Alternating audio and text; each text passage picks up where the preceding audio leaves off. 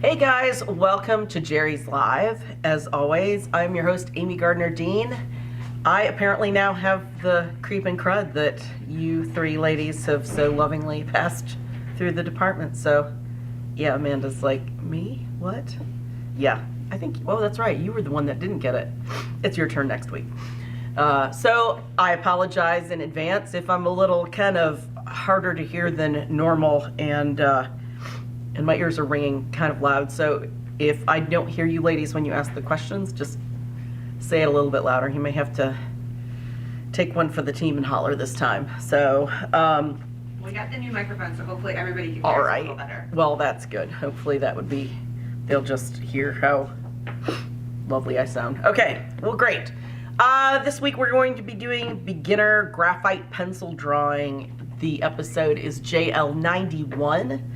So if you're playing along at home, you're going to, on the jerrysartarama.com website, you're going to type in JL91. Those are your keywords. Hit that. It will pull up the very short list of products that we're showing this week. The shortest one ever. It is. Other than some of, I guess, some of those Christmas sets that we did, where it was like just a couple items. So, but I mean, that's cool. Makes it easier. We are going to be featuring some different products today. A few of them are new to Jerry's or newer that you might be interested in. We will go over those really quickly in just a minute. Katie, the Valentine's Day drawing, is that still happening? Not up yet. It's not up yet. Not Okay. up yet, so I don't know. Just stay tuned. It may or it Okay. may not. Oh, okay. All right, so we should not talk about that then. All right, well, keep an eye on social We're media. definitely gonna have some Valentine's contests going Okay. on. I just not.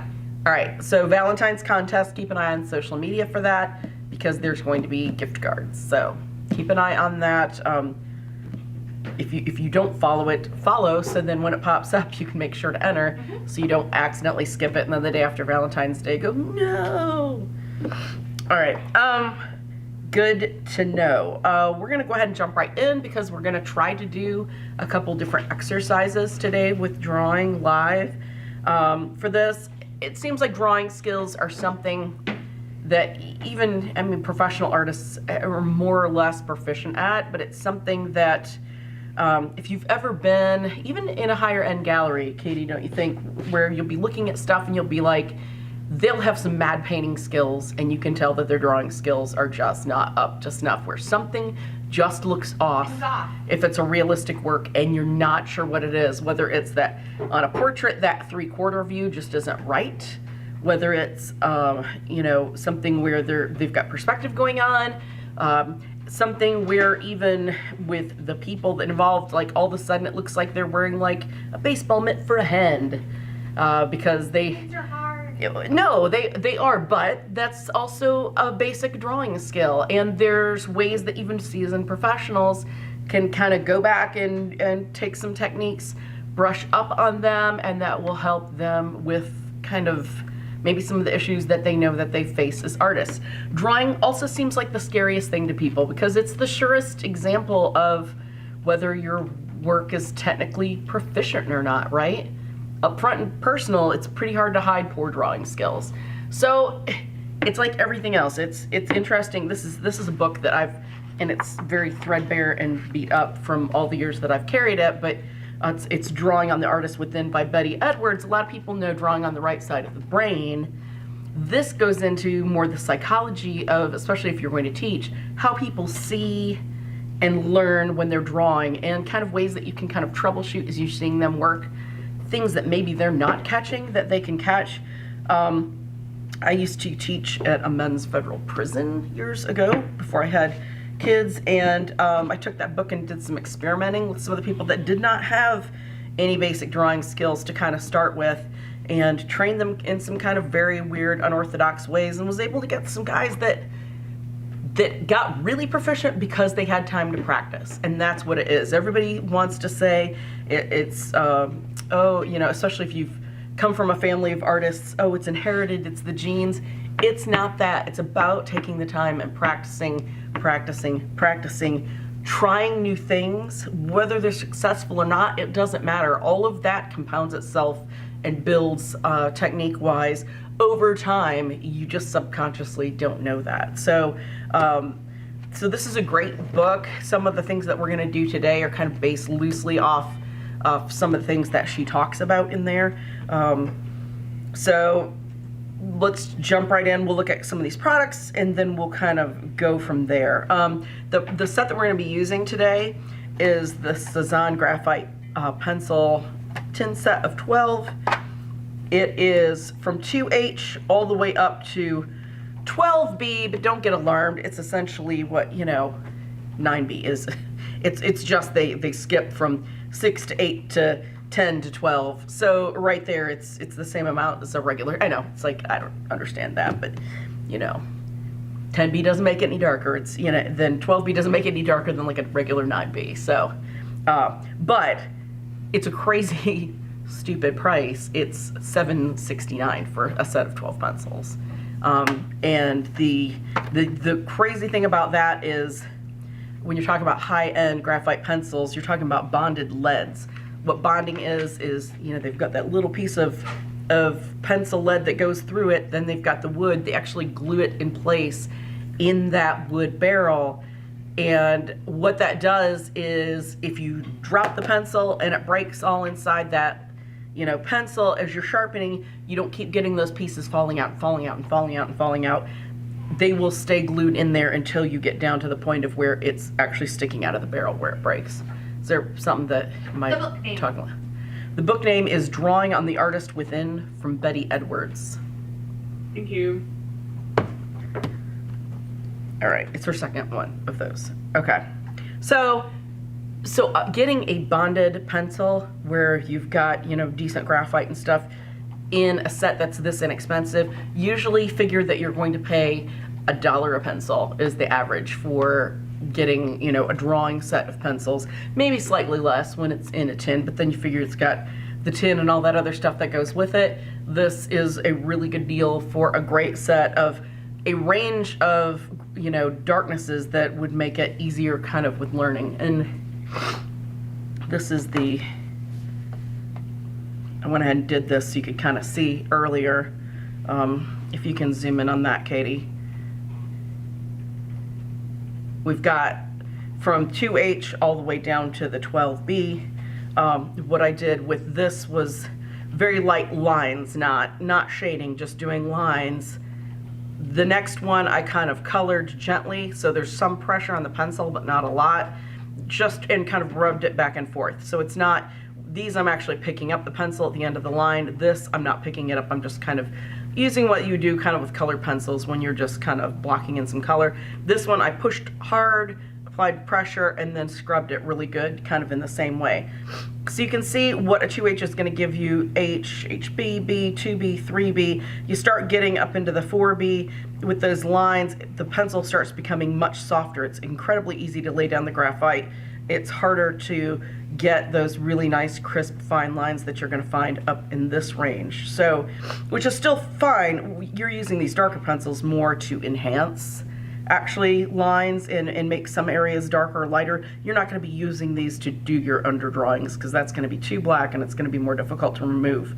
2H versus 12B. What does that mean? Everybody's always like, I don't understand. Are we, they're grinding up boys and putting them in there? I mean, does it make sense? Does it make sense? It's hard H, okay, hardness, that makes sense. Right. What this is the higher the number in H, the more clay to graphite you're gonna get. Graphite is your blackness, okay? It's a milled powder that's put in with clay to be able to get that hardness in a lead, so when you sharpen it, it's not falling out.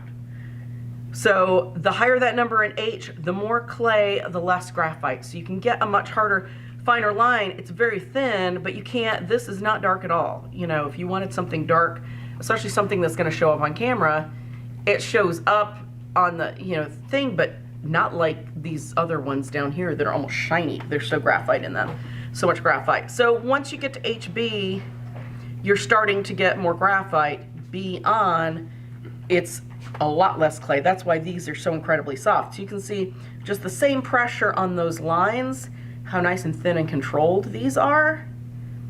and then how much thicker these are. From putting that down to the end of the line, this line gets exponentially wider. It's harder to see probably on the overhead here, but I can feel in putting that pencil down, it's thinner, it gets, as you pull further and further, you can feel much more of that graphite kind of pulling off the pencil and eating away. Yes, Amanda?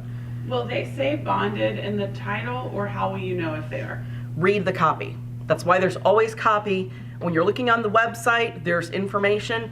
Don't just ever buy a product where you just look at the picture and go, oh, that's for me. Learn. Case That's how laughing. you get in trouble. I know, it is, because, and that's how people are like, I bought the wrong thing when they call customer service.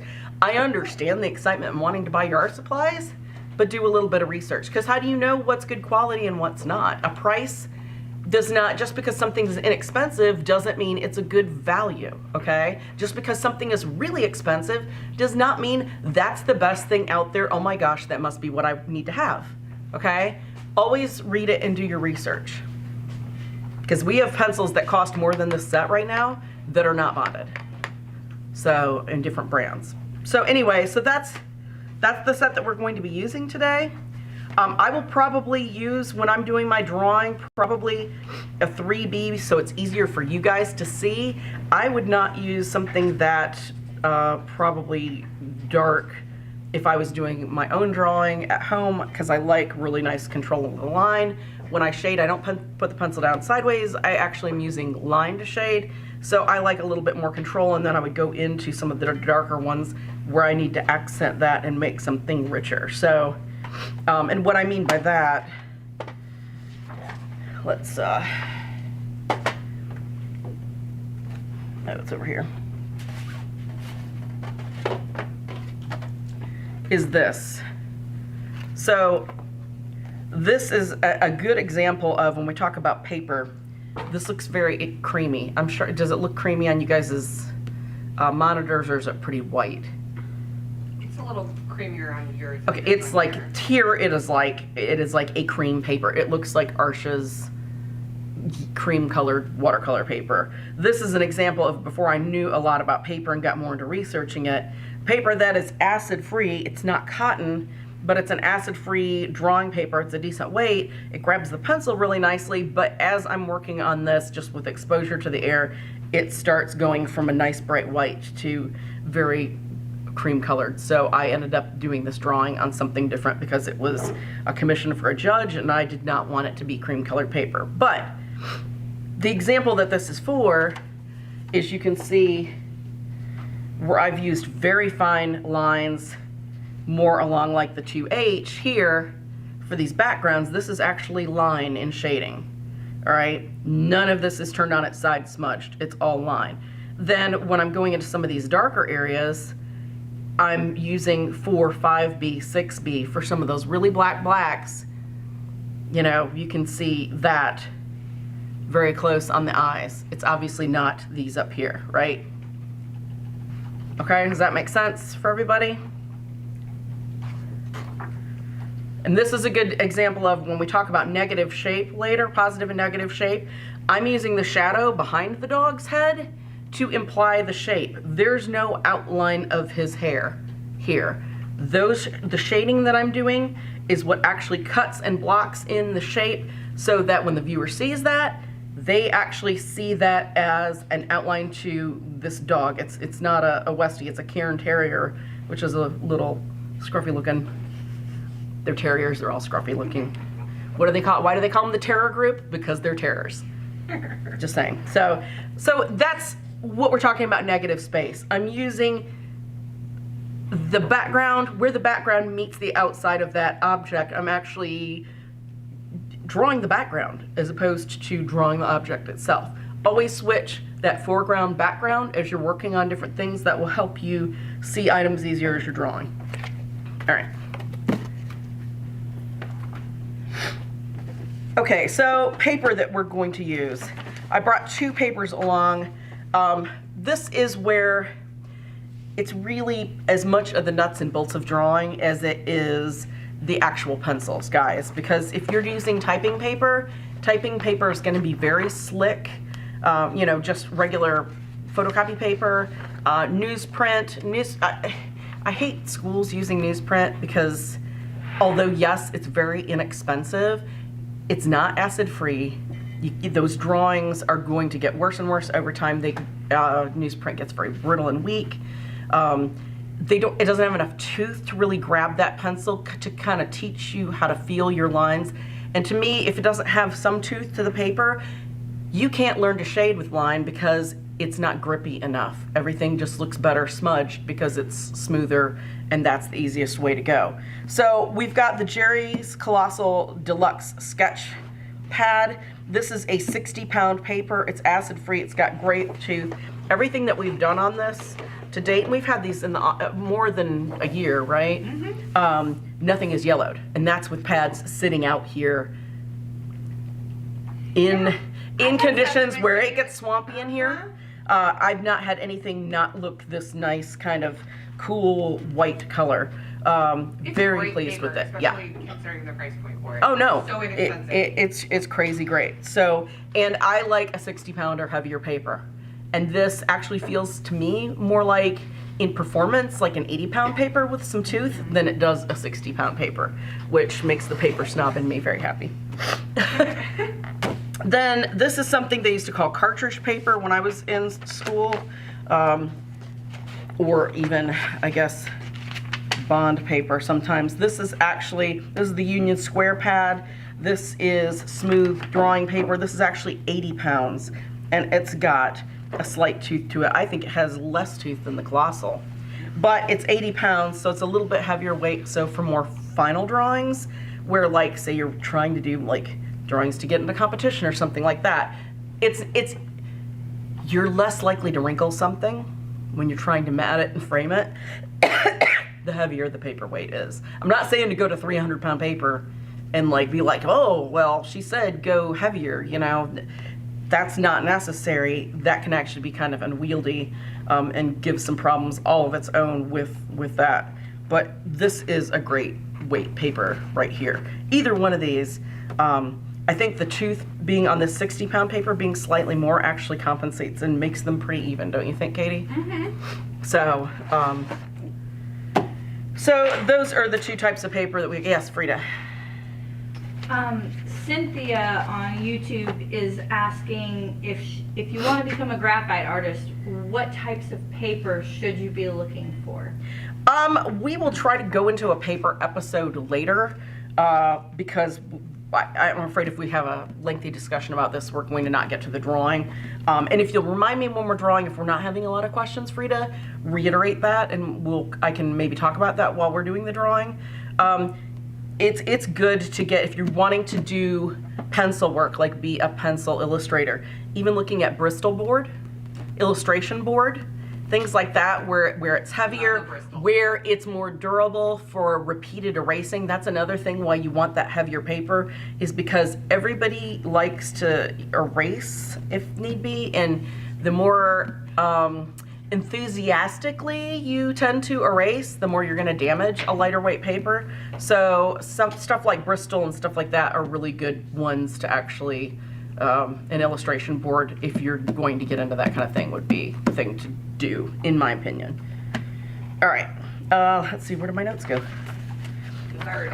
Yes, Jerry Colossal sketch pad, those are actually $25 for 100 sheets of paper right now. I know, $25.69 on super sale for this giant size. Yeah. They make smaller ones. This is 18 by 24. You know what you can do with this? You can cut it down. You know what you can't do with a 9 by 12? Make it larger. So you can always take your sketchbook, you can put a piece of tape and tape it off and do 2 on a sheet. That's 200 sheets of paper, essentially. I always say you can always make something, can't make something smaller, bigger for this. Right? Okay. Better to get out and really move when you're drawing. All right. And the Union Square drawing pad, sadly, we couldn't get those manufactured anymore. It was one of our pads. Those are on closeout, $13.90 for that great 14 by 17. So, so that's an incredible price too for a little bit heavier weight paper. All right. We're going to be using the Coom 2-hole magnesium pencil sharpener. This seems like nothing. Like it's just this little weaselly doodad, No, these guys make some really heavy duty blades, but it's a very inexpensive sharpener. I think they're less than $3, but those magnesium blades are super durable. These will last you a really, really long time. So that's what I'm using today with this. Is that the watch your fingers one? No, that was the what was that brand? No, that was, yes, that bled for a long time, didn't it? That was one of those brass ones. It was a great sharpener, apparently for skin as well. All right. Yeah, no, these are, that's why I included these, because they're pretty dummy proof, because I'm a dummy. So, accurate dial-a-point pencil sharpener. This is a pencil sharpener that you can actually close, so you can put it in a pocket or whatever. It's not gonna open up. You can actually open that up and get different point sizes. So you can get, you know, a bigger, fatter, wider point. It goes down up from 1 to 5, and then closes back up. So if you like a very narrow point, especially if you're working with softer pencils, you can get that just by adjusting that.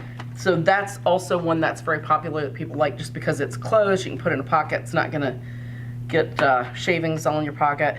The Accurate Vanish 4-in-1 eraser. They come in this little sleeve, which is great because it keeps dust and dirt and grime from getting on that. If anybody's ever had a white vinyl eraser, you know they turn into dirty mush. So it's got a little sleeve where you can kind of tear it down as you go.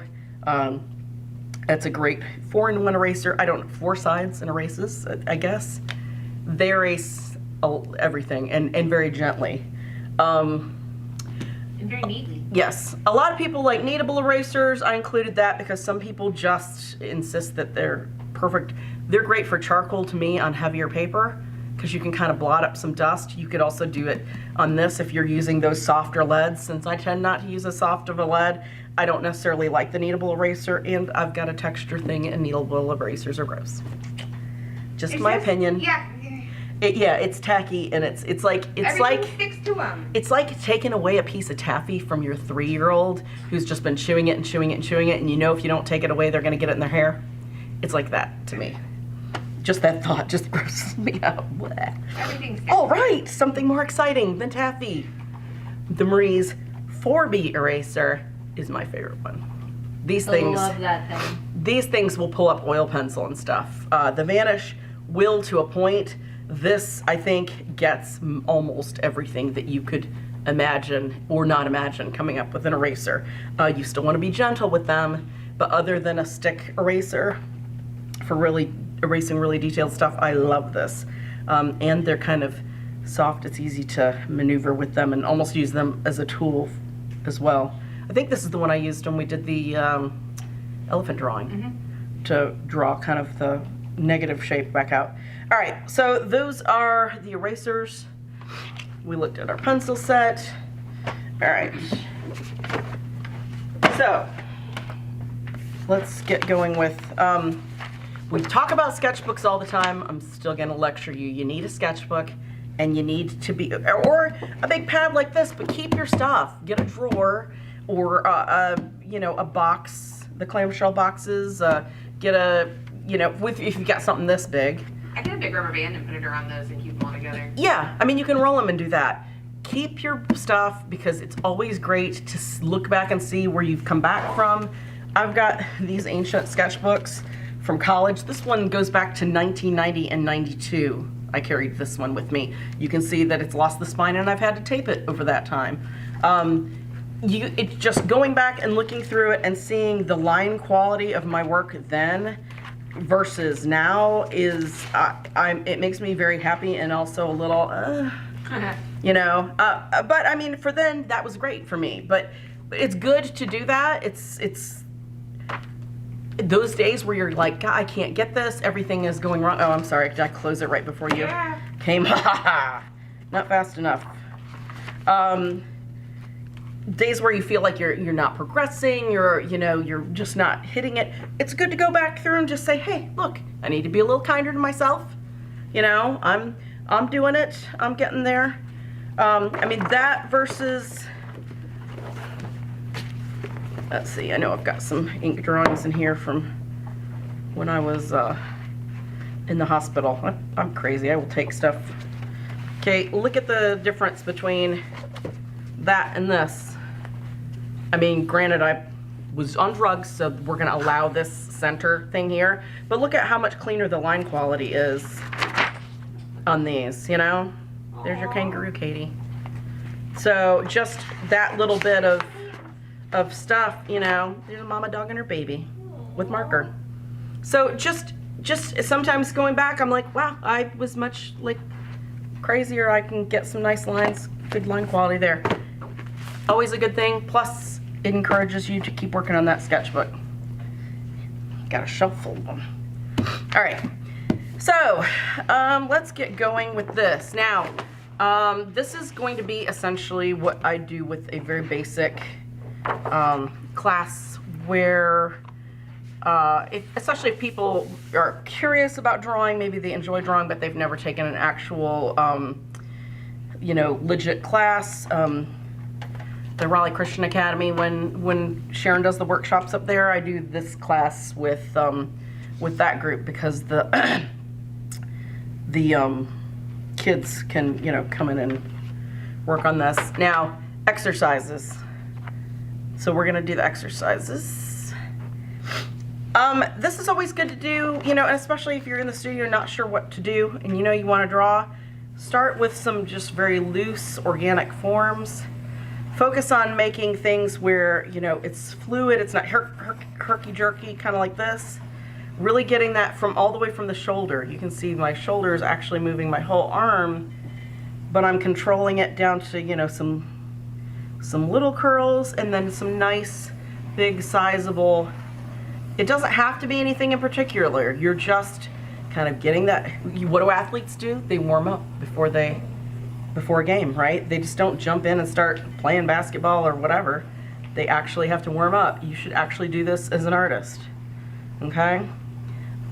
So you can do that for a little while. Then another good thing, well, tell that's a soft lead. That's already worn down. It needs to be sharpened. Then after doing that for a little while, kind of maybe 5 minutes, you can do front and back. It doesn't have to be, you're not going to keep these. You can throw these away. That's okay. Then you're gonna do something like tornadoes, okay? You're gonna start big and you're gonna work at trying to get down and control that from larger to smaller. Everybody's always like, oh, that looks easy. Oh my gosh, why is that so hard? It's just all about that little bit of control that you've got.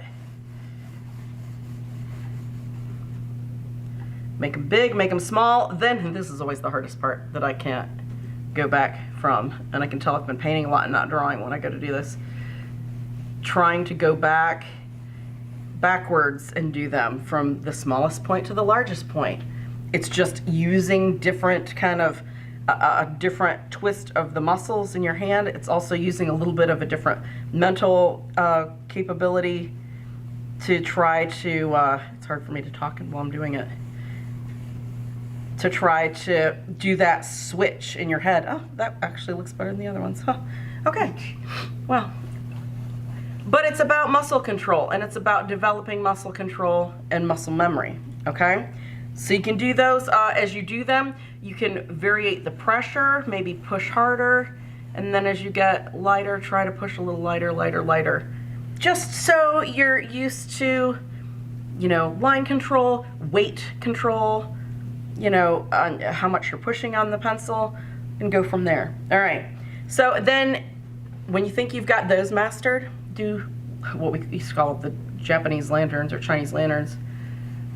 Do them where you're doing larger, smaller, so you're almost making either an oval or a circle, right?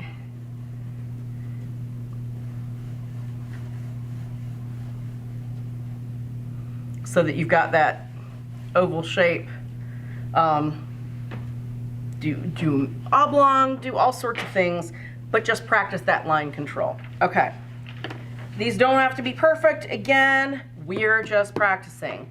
Now, then we're going to go into something that everybody should do. Whether you enjoy these or not, it's not about enjoyment. It's about your practice, okay? You're honing your skills.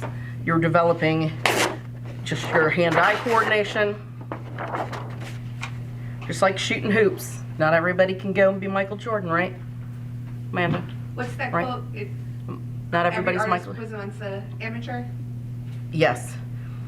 All right, now, then you're gonna do this, and I always see kids hold their hand like this and do this. I don't want you to do that. I want you to move that whole arm from the elbow. I want you to worry about practicing. You know, I need a darker pencil. Can't do that. Sorry. I can barely see it, so I'm sure you guys can't. Okay. The key is to try to kind of start in the same area, here, here, and in the same area. If it helps you to draw the line. See how those are all parallel, right? I don't have any squigglies going through. This training is what encourages you over time to not do this. How many people do this?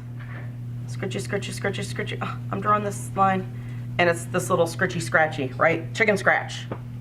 Chicken scratch is the enemy. No chicken scratching. So once you're used to mastering this, it's going to make it so that you feel more confident in, you know, making shapes. This stuff helps too. When you're breaking things down into shapes and circles, you've already got that ability to, you know, kind of move that arm like that. Then, once you do a page with that, you can come back. See how I'm pulling it towards me?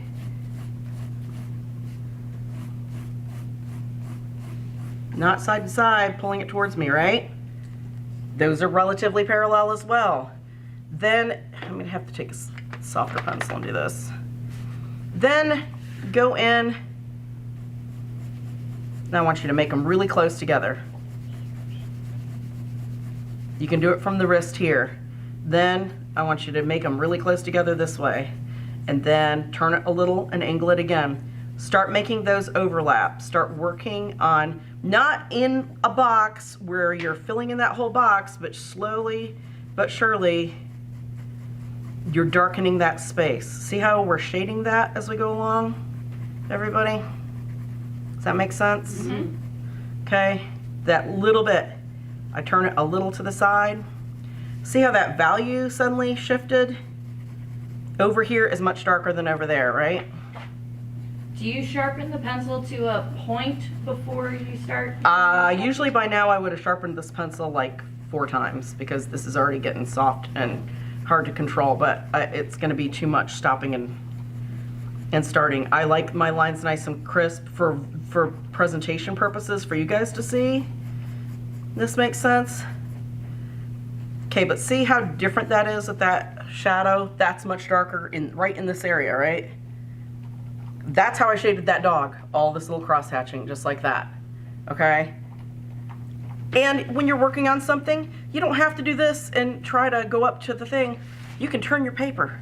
You can turn your paper. If you're only really proficient like this, still practice going at a different angle, but for the drawing you're going to do, turn it.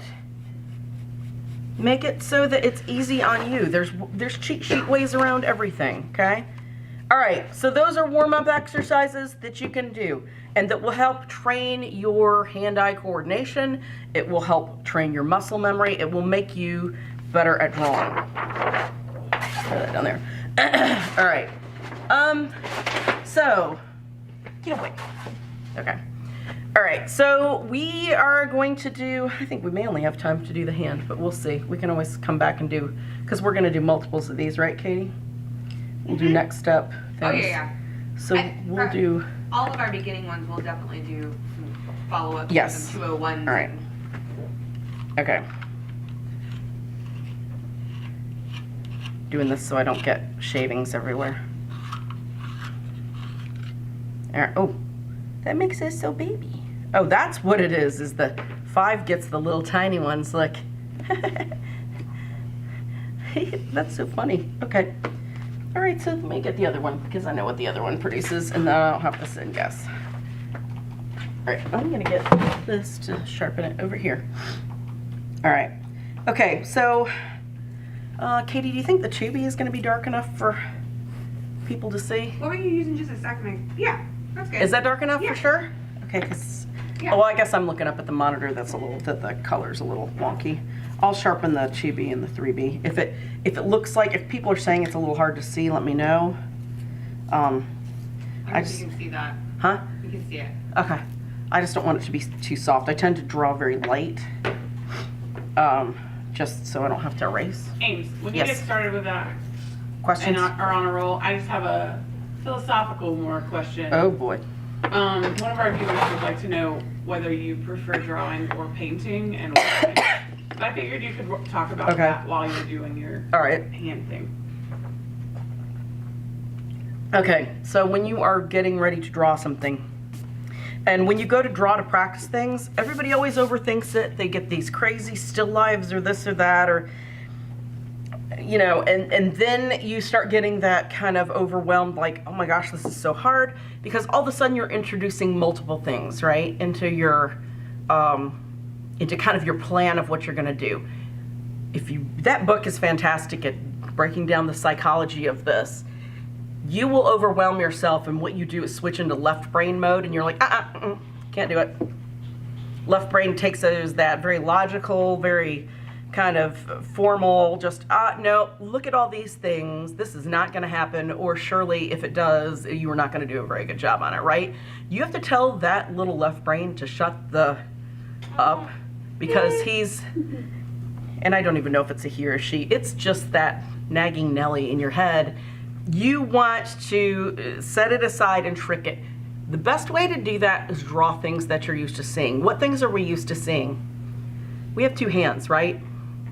And everybody's always like, oh God, you're gonna make me draw a hand. No, you actually look at your hands a lot more than you think, at different angles, at foreshortening and things like that, than you do at pretty much anything else. Your hands and your face. Your face has a whole lot of things going on there, right?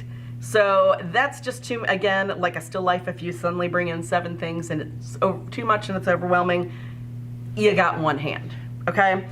When you're starting, it's good to maybe just make it, you know, put it down so you're more comfortable, if you like.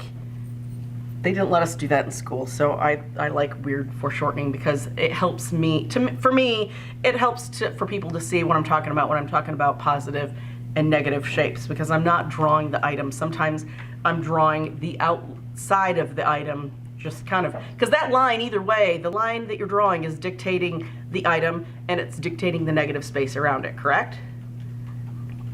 Okay, so you're going to use that to your advantage. You're not always drawing the positive. You can be drawing that negative. So, I'm trying to think of what I can hold for a long time is more the issue. We're gonna be doing what's called a creative contour drawing. What are you gonna hold your drink up like that for me, Amanda? It's gonna be hard for them to see it. I can hold it forever. All right, so it's gonna look different from you guys. You know what, let's take the watch band off. That'll be a little more comfortable. What's your take on mechanical pencils?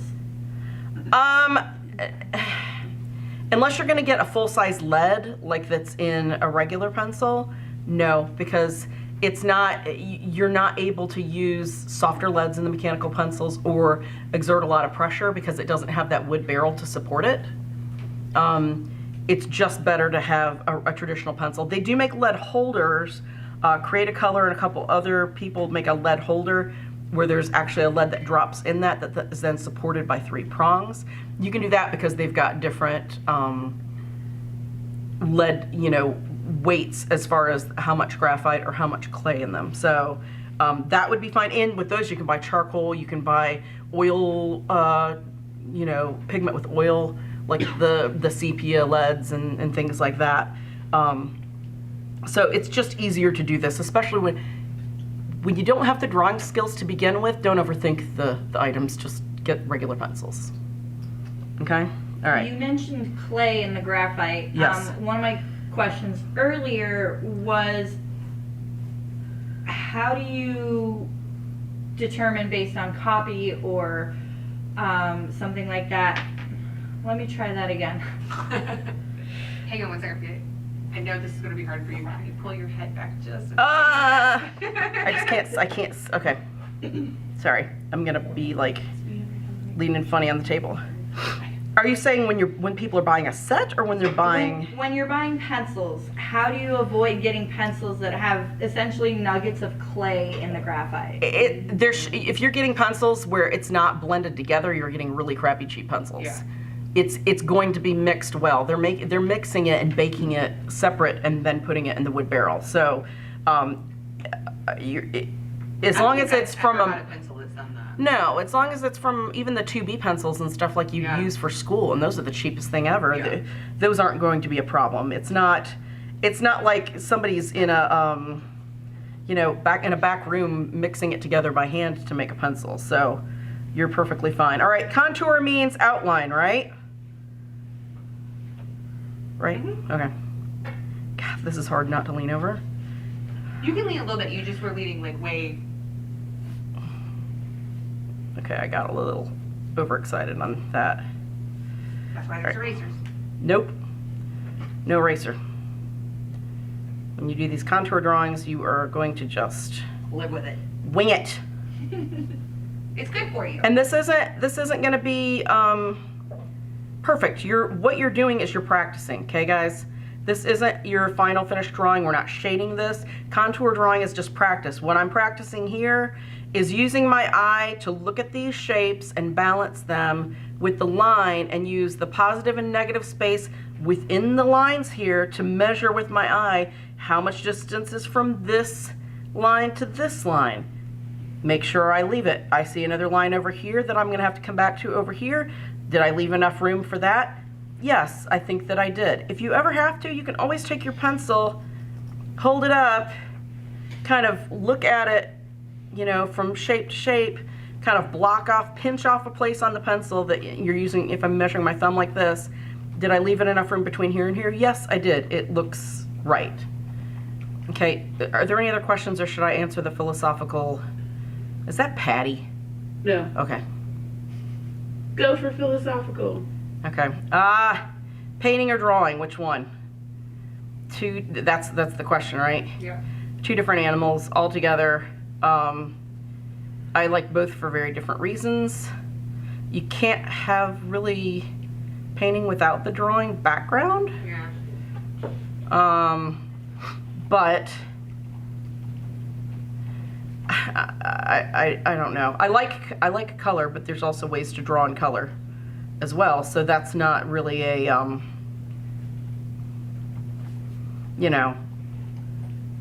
I guess a precursor. A nice happy medium is colored pencil. But the issue with colored pencil, where you've got kind of that color versus the kind of made my thumb straighter. Move it back.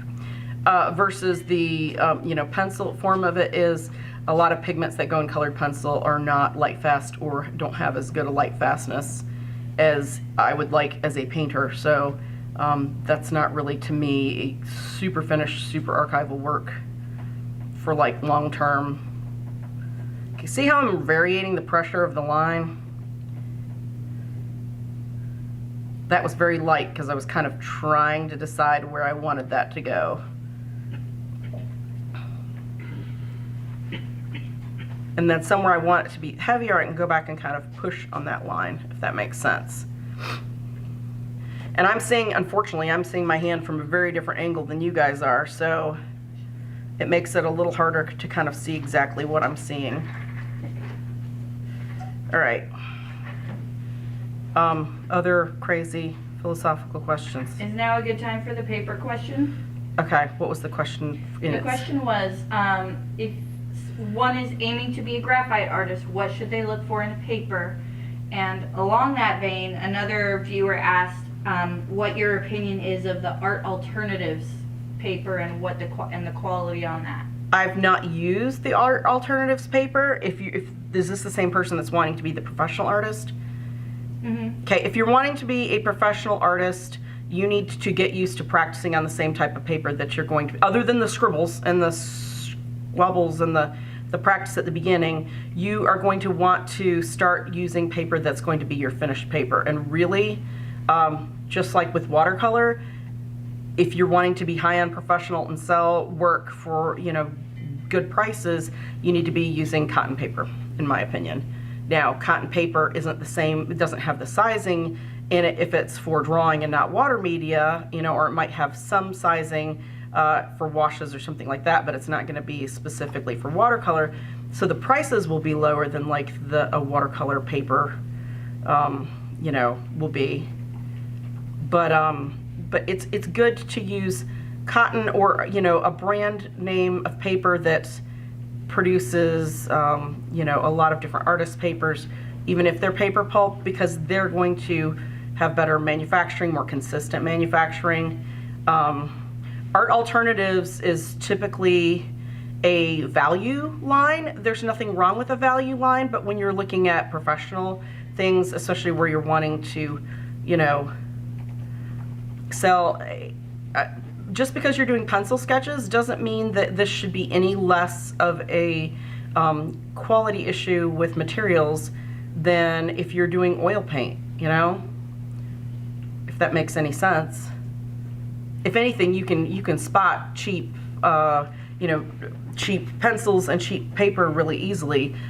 Just look at some of the Rembrandt drawings, or look at some of the Da Vinci drawings and stuff like that. You can see the tooth of the paper.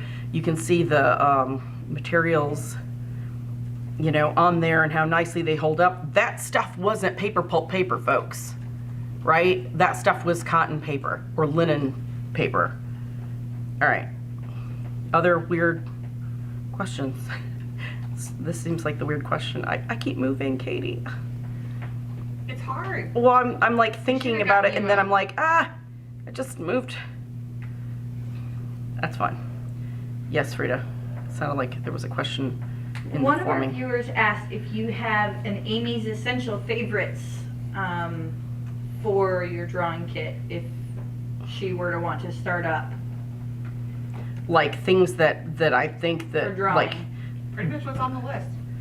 yeah, I mean, I'm the one that makes these lists, guys. I don't, when you see the products for the class that come up, and when you see the notes that come up, and you see the teacher's cart, I do all those. It's not, we don't have a team that does this kind of stuff. This is, Amy comes up with this stuff. So if there's stuff on here that I'm saying these are great beginner tools, it's because I'm the one that actually made the list. So, so it's not something somebody just hands me and we walk on and then I'm like, oh, let's figure out how to use this. These are all things that we have in the studio that I've tried, and that I think are going to, I'm not going to bring something on here, believe me, that I'm like, this is not something somebody should use, but somebody's telling me that this is great for beginners, so I have to use it. I'm never going to do that to you guys, because it's hard enough to kind of start out as it is. You don't need any other, you know, things to impede your progress as artists. Okay, I gotta sharpen this for a minute. I gotta sharpen it with my hand. Ah! Did not think this through. Katie's gonna sharpen the pencil for me. Well, I didn't. For sure. Right there. Didn't think it. And it's getting ouchy. Okay, so when I'm looking at this, while she's sharpening that, when I'm looking at my hand, I'm seeing it from an angle this way because you guys are over the top, so just be aware of that. But when I'm doing like between the fingers and what I did in here, I'm looking at both the physical shape of the hand, and then I'm also looking at the negative space in between to kind of decide when and where and how I'm going to put that finger in. I'm judging from the tip of this one to the tip of this one, kind of where that space is going to need to be. And for foreshortening, all I'm looking at are the shapes that this makes here and how I'm seeing it, and I'm breaking it down into shapes. I'm not thinking about this as a finger. I'm thinking about this as shapes, from where those lines are, where you bend your fingers, your joints there. I'm looking at joint to joint, just what is that shape in the space in between. Frida, are there other, you guys having any other questions? Not at the moment. Okay. Like, could you take a picture of your hand in that situation and just do it from the picture if you wanted to? That would probably help, to take a picture, and then especially if you start having hand cramps like me, where you're just like, after a while, you're like, ah! Another great thing, they make this fantastic material called Geltrate. That's a dental thing where they actually cast for dental appliances. Katie probably knows about that. 'Cause Oh, yeah. with your I've mom done that a lot of working. times. Yeah. You can mix, take a juice container, the big juice containers that you get at the store, the cardboard, and you can actually mix up plaster in that, or I'm sorry, you mix up the Geltrate in that. You actually then cast the plaster in there after the Geltrate dries, and then you kind of slowly worm your hand back out and around it. If you've ever had a retainer or braces or any of those things, it's the pink stuff that you bite down on. Have you ever done that? Yeah, it was not pink when we did it. It was blue, but that was also a long time ago. So I'm not surprised. And it made so much so, and I don't like my hands, and I wanted another hand to draw from because I figured I have this hand all the time. So why not have, well, no, just a second hand, No, it you makes know, sense. to draw from. And so I cast my boyfriend's hand at the time, and he was bad about chewing kind of his fingers down at the, Nummy nubs. yeah, well, down at the like the base where the cuticle? skin comes, yeah, and you could see all the cuticle marks, and it was like, Really? yeah, That's it got cool. that good of, I mean, registration. It was just like, what in the world? This is awesome. Yeah, it was crazy, crazy. As a routine contour sketch for practice, would you normally set a time limit?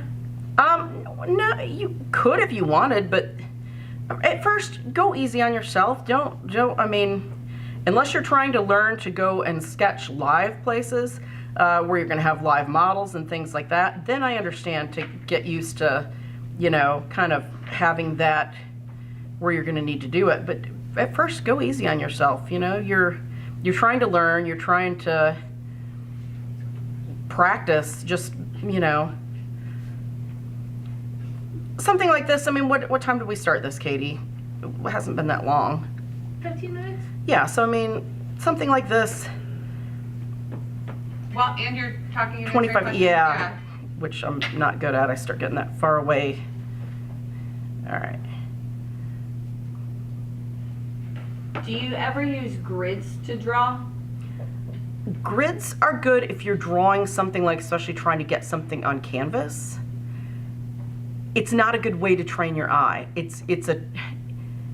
If all you're doing is painting and stuff like that for a hobby, you don't care about learning to draw, you know, you just want to get to the painting and kind of be done, then I guess that's okay. I would say look into projectors then, because it's going to shorten the time that you have to deal with, you know, by the time you're working on drawing a grid and all that, you could have just taught yourself to draw over time and kind of slap it up easier, because you're doing the same type of thing with these kinds of exercises. You're teaching yourself kind of how to base something off of something else, right? So it's just better not to.